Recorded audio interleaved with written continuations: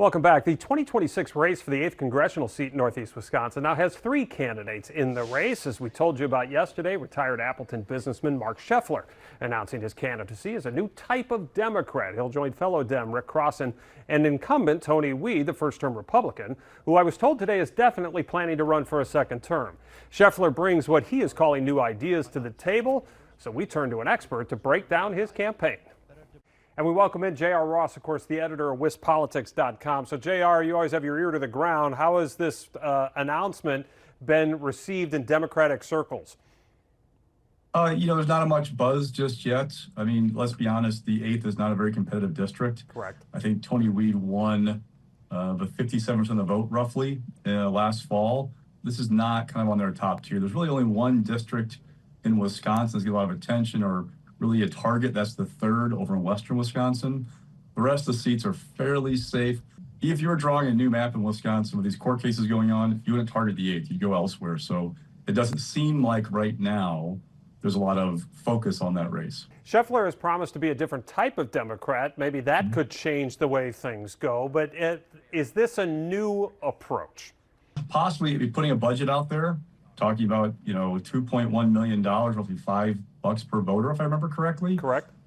That's a healthy budget. I think Tony Weed spent just less than $1.5 million between announcing in early April and the end of November last year. Now, that was a kind of shortened race, right? Mike Gallagher announced he was resigning, left the office in like March, April. So really shortened the window.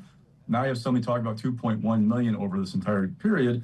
My questions are, one, is he going to raise that money, or is that money he's planning to spend? I don't know how wealthy he is or anything like that, but it would be unusual for a new candidate in a not competitive seat to raise that kind of money for a congressional race. All right, we presume that he does have some money, but we don't have financial reports on him yet because he just entered the race yesterday.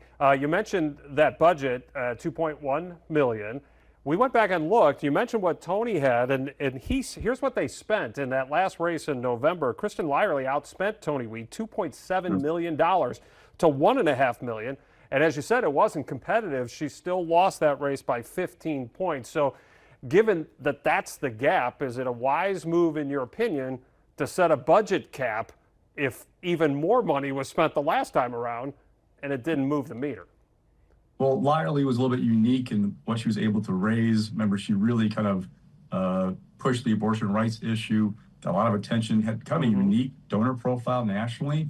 Again, kind of unusual for first-time congressional candidate. She run for, I believe, the assembly before, but really, did well raising money. I don't know you'd expect that kind of haul for a typical Democratic candidate in a Republican seat like this. Yeah, and it did not change anything in terms of the way this district has been. You often bring up, when you and I talk, if past is prologue. Well, the past here is certainly stacked against Democrats. We know the last time somebody won was Steve Kagan in 2008, and we did this yesterday talking about this, JR. The last time anybody lost as an incumbent after just one term, you have to go back to the Democrat Jay Johnson all the way back in 1998, So how could someone change this narrative so that past isn't prologue? You'd have to have a Democratic wave, and I mean a serious wave, like unlike anything I've seen. If you go look at polling, it suggests right now that Democrats are way more motivated to vote than Republicans are. At the same time, the Democratic brand is not doing very well. So it kind of feels like there's a little bit of an offset to the opportunity for Democrats nationally. Now, in individual seats, it might not make a difference, but looking at the big picture, we're just not seeing the pickup of 40, 50 seats that you kind of need to see for something like this to even be competitive. So right now, it feels like Dems have an advantage, but there's still like structural issues for them where people just don't like Democrats that much right now, including Democrats themselves. That's part of why their brand in these polls is down so low, is because Democrats are unhappy with the party and how it's fighting back against Donald Trump. I want to get to that big picture in just a second, but I'm curious how you think Tony Evers not running, you talked about there has to be a Democratic wave.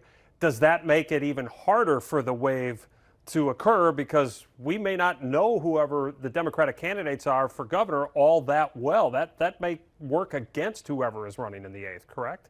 You know, it's a good question, but at the same time, all politics is now national. I mean, years ago, we talked about how local things drive politics. Now it's all national stuff. And so while Evers could have been an incumbent, well-known, good fundraiser, works well with the party to raise big bucks, you know, the national environment probably will drive turnout as much as anything else next year in Wisconsin. I'm not saying that candidate X for Democrats is going to do just as well as Evers would have done, but I'm just talking about, you look at what happens, it's really Trump is driving a lot of stuff. Like he is a dominant figure in our political kind of environment these days. And for Democrats, he is like a unifying force. Their brand is not doing very well.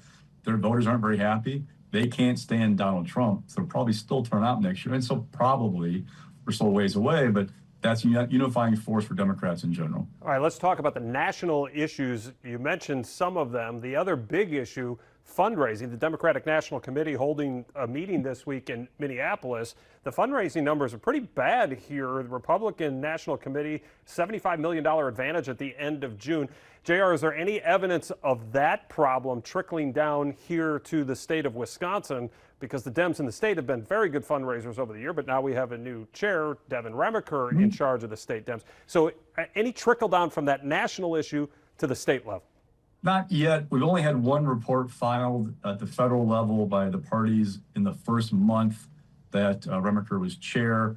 If you look at what the party raised in July of this year versus July of 2021, it was off a little bit, like 370 grand in the month of July this year versus, or sorry, about 300 grand the month of July this year versus 370 4 years ago. So not a huge difference. Also, that's not really where Democrats and Republicans kind of make their bank. It's the state campaign account. That account has no cap on donations you can receive, the size of them. That's what I'm watching. That first state report in January gives a much better idea about how the Democrats are doing under Remacher versus under Ben Wickler, the former chair. All right, sounds good. JR, thanks as always for the time and the insight. We appreciate it. Anytime.